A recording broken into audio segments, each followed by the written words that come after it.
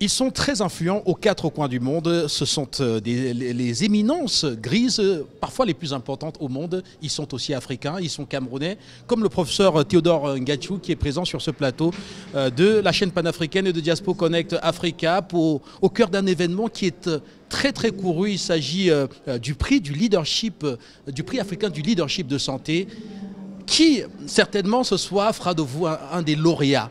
On en est convaincu et on expliquera dans cette émission. Merci à vous, professeur Ngathiouk, d'être là. Merci pour avoir m'invité et je suis content, enchanté. Alors, quand on parle du professeur Ngathiouk, il faut rapidement dire qu'on parle de cette diaspora très très active, hautement qualifiée, celle-là qui honore le continent africain. Rappelez que vous êtes voilà, médecin, gastro-entérologue à l'hôpital, à la University Hospital of Birmingham en Angleterre. Ça, c'est depuis 18 ans. Ça fait 34 ans que vous êtes médecin. Ça fait très longtemps que vous êtes également très actif sur le terrain.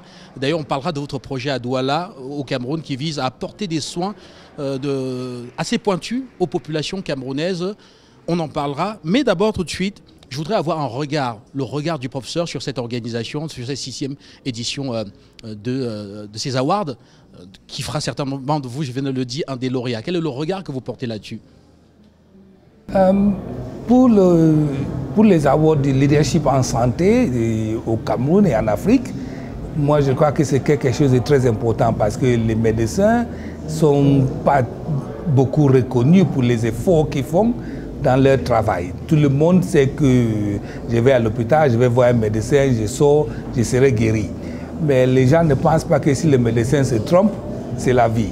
Donc en médecine, si le médecin fait une erreur, c'est quelqu'un qui perd sa vie. Donc c'est très nécessaire de faire une sorte d'apprécier le travail que le médecin fait. Et je crois que les awards aujourd'hui, c'est dans ce sens-là.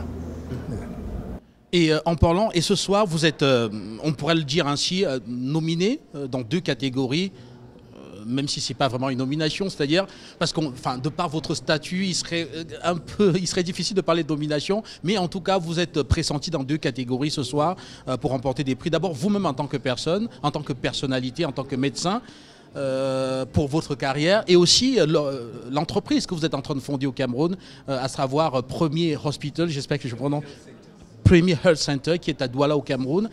Alors, parlons d'abord de vous. Si ce soir vous recevez ce prix, pour vous ce serait quoi concrètement? Ça sera vraiment un honneur de recevoir un prix. Et comme leadership en santé, comme vous avez dit tout à l'heure, là, ça fait 34 ans que je suis médecin et ça fait 29 ans que je suis spécialiste en gastroentérologie. Et j'ai fait beaucoup de travaux comme docteur au Cameroun, en Afrique, en Europe. Et j'ai enseigné en Europe, j'ai enseigné en Afrique, même au Cameroun. Donc il y a mes étudiants qui sont devenus des spécialistes aujourd'hui. Donc être lauréat aujourd'hui me fera plaisir. Ça sera ce sera la couronne de ce que moi j'ai fait dans ma carrière, dans ma vie professionnelle. Donc j'espère que je serai parmi les lauréats aujourd'hui. On l'espère également, parce que nous vous connaissons, professeur Ngathiouk, nous connaissons votre efficacité, notamment sur les terrains camerounais. Rappelez que vous collaborez avec beaucoup d'instituts de santé au Cameroun pour leur apporter toute cette expertise que vous avez accumulée aux 4 coins du monde entier, particulièrement en Angleterre. Maintenant, concernant ce projet que vous portez à bras-le-corps, à savoir à Premier Health Center à Douala au Cameroun, que pouvez-vous nous dire à ce jour quant à son implémentation? Oui. Donc l'idée de Premier Health Center, vous voyez, exerçant en Europe, on fait la médecine à un niveau mondial. Donc, et quand moi je regarde, je dis, mais en Europe, on fait les choses et le médecin, il est comme ça. Mais en Afrique, on trouve des difficultés à avoir ces médecins de niveau international en Afrique. Et je me demandais, ça fait des années que moi je me demandais pourquoi on ne peut pas avoir la médecine en Afrique comme en Europe. Donc je me suis mis à regarder où est le problème, tu vois. Et comme je vous disais, j'ai enseigné en Afrique, en Europe, et la différence, ce n'est pas l'expertise des médecins, parce que les médecins formés en Afrique, quand ils viennent en Europe, ce sont de bons médecins, tu vois. Donc la différence, c'est l'infrastructure où le médecin travaille, tu vois. Donc en Afrique, on a des infrastructures qui ne sont pas de haute qualité. Donc, pour avoir la médecine comme on sait, il faut créer des structures, il faut créer des infrastructures. Hein. Et donc, c'est ça qui a formé l'idée de Premier Health Center. Donc, c'est une idée de créer un centre avec tout ce qui est requis pour avoir un centre médical de niveau international. Et si on voit ce qu'on a besoin dans un centre médical, ce n'est pas le médecin ou bien les appareils. Tu vois. Ce sera un peu drôle, disons, mais dans un centre médical, il faut l'électricité, il faut de l'eau propre, il faut l'hygiène. Ça, ce sont les choses qui donnent la base sur laquelle le médecin et les appareils peuvent fonctionner. Si vous vous rendez compte, on achète un scanner. On met le scanner dans un centre médical et du coup, l'électricité part. Oui, mais ça garde le scanner. Le scanner, là, c'est déjà 500 millions qui est parti. Donc, ce n'est pas quelque chose qu'on peut s'amuser. Donc, infrastructure de niveau international. Et comment, professeur Ngatsou, comptez-vous apporter donc cet environnement de pointe qu'il faut pour pouvoir donner des soins qui soient des soins pointus, et surtout que la mondialisation nous permet par exemple de faire intervenir un spécialiste qui est à l'autre bout du monde. Mais comment est-ce que vous allez faire à Douala au Cameroun pour apporter l'environnement le plus pointu qu'il soit pour permettre aux patients d'avoir les soins les plus exigeants? Ça, c'est une bonne question. Ce que nous avons fait avec Premier Health Center, nous avons choisi un endroit où on trouve tous ces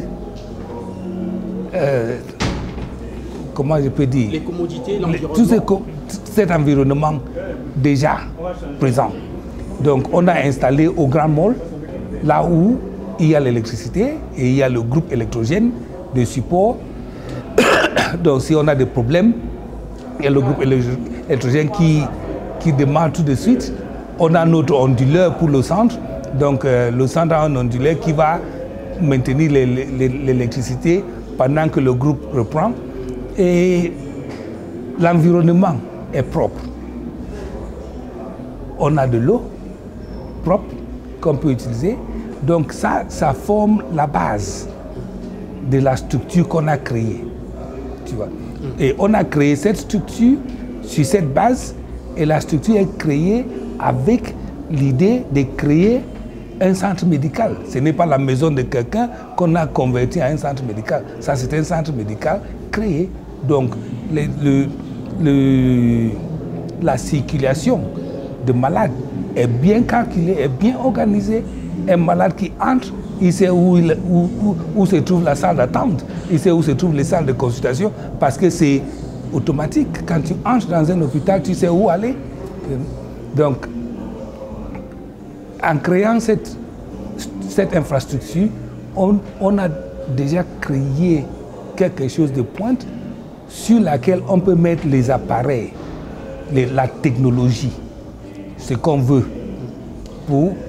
Et maintenant, si j'ai très bien compris, professeur Ngatsou, pour l'environnement, le Douala Grand Mall, qui est un cadre exceptionnel, à Douala au Cameroun, apporte un certain nombre d'éléments fondamentaux, l'électricité, l'eau et aussi un cadre assaini. Mais maintenant, les scanners notamment, les technologies de pointe qu'il faut installer, comment comptez-vous les avoir à plusieurs milliards de francs CFA pour les installer là, afin d'atteindre cet objectif premier que vous fixez à travers Premier Health Center, de créer un pôle de référence à Douala au Cameroun dans le secteur de la santé?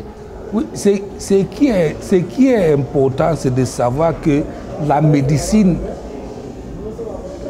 comme on le voit, c'est un business très cher. Donc, il faut les investissements. Donc, il faut chercher les investisseurs, même les banques, les banques pour financer ces achats. Mais il faut aussi savoir que si on achète les appareils de pointe, avec la médecine comme on est aujourd'hui, l'investissement sera rentable à long terme. Donc, il faut investir dans la technologie de pointe aujourd'hui pour avoir de bons résultats. Et qu'est-ce que moi je dis par bons résultats? Si quelqu'un va dans un hôpital et la personne sait que moi j'ai des résultats concrets, la personne va payer. Donc, en ce sens-là, investir dans une société qui aspire à avoir la technologie de pointe est vraiment intéressant parce que ça va donner la santé à la population. Et avec la santé à la population, les gens vont payer et les gens auront une santé qui peuvent travailler pour payer ce qu'il y a de droit à la médecine. Et maintenant, vous, comment est-ce que vous mobilisez les capitaux? Parce que vous le faites depuis plusieurs années maintenant. Comment vous les mobilisez? Est-ce que vous les trouvez? On sait que le centre fonctionne déjà, vous consultez tous les vendredis. Et d'ailleurs, il y a beaucoup d'observateurs. Si tout à l'heure vous gagnez un prix, c'est aussi par rapport à l'excellence du travail que vous faites déjà dans ce centre-là. Mais comment comptez-vous le compléter, le mettre à cette pointe de l'innovation que vous avez précisée? Pour le moment, nous sommes en train, je dis nous, parce que le centre médical, c'est un partenariat. Oui, je suis le promoteur, mais c'est un partenariat, surtout un partenariat des Camerounais de la diaspora. Je suis le promoteur, j'ai investi assez de mes propres fonds, mais j'espère trouver les financiers qui vont aussi nous aider, nous accompagner. Et j'espère que l'accompagnement sera un accompagnement assez compréhensif. Alors, vous nous avez dit que le marché est là, même si on ne devrait pas parler de marché parce que nous sommes dans le secteur de la santé. La demande est là, les gens veulent se soigner et ont les moyens pour se soigner. D'ailleurs, on peut voir la fréquence des évacuations sanitaires encore aujourd'hui au Cameroun. Alors, que pouvez-vous dire aux investisseurs ou alors aux porteurs de capitaux camerounais concernant l'opportunité que représente le fait de placer de l'argent dans une structure sanitaire de pointe comme la vôtre? Il faut regarder la situation comme ça. Donc, on a encore l'évacuation sanitaire en Afrique. Et ça, c'est toujours les gens qui partent en Europe se faire soigner. Le coût de se soigner en Europe est trop élevé. Seulement l'hébergement, ça coûte trop. Le vol de l'avion, quelqu'un qui tombe malade et est sérieux n'a pas le temps de voyager. Si on crée l'infrastructure sur place, on peut avoir l'infrastructure qui va gérer tous ces malades, prendre en charge. Donc, prise en charge locale, on peut faire venir les expertises de la diaspora au Cameroun. Et en faisant comme ça, on va traiter une plus grande partie de la population. Ce n'est pas seulement les 2-3 personnes qui peuvent voyager en Europe. Tu vois. Donc investir pour créer l'infrastructure sur place, on a beaucoup de personnes qui peuvent bénéficier de cet investissement. Voilà, donc le marché est là, ce sont les patients. Il y a également la technicité, l'ingénierie. C'est vous, ce sont les Camerounais de la diaspora avec lesquels vous êtes associés dans le projet. Et il y a aussi l'environnement qui est déjà là, c'est le Douala Grand Mall. On ne peut que vous souhaiter bon vent dans ce projet, professeur Ngatiou. Merci beaucoup. Merci. Et Diaspo Connect Africa, bien sûr, ne manquera pas de marquer un arrêt dans cette installation de pointe de Douala que vous mettez en place, à savoir Premier Health Center. On viendra, bien sûr, pour toucher du doigt tout ce qui est fait là-bas. Rappelez d'ailleurs que vous consultez tous les vendredis dans cet espace. On viendra pour voir et renseigner les gens parce que vous êtes de la diaspora et parce que nous sommes la chaîne panafricaine et Diaspora Connect Africa, la voix de la diaspora. Vous serez le bienvenu. Merci professeur et nous vous souhaitons bonne chance.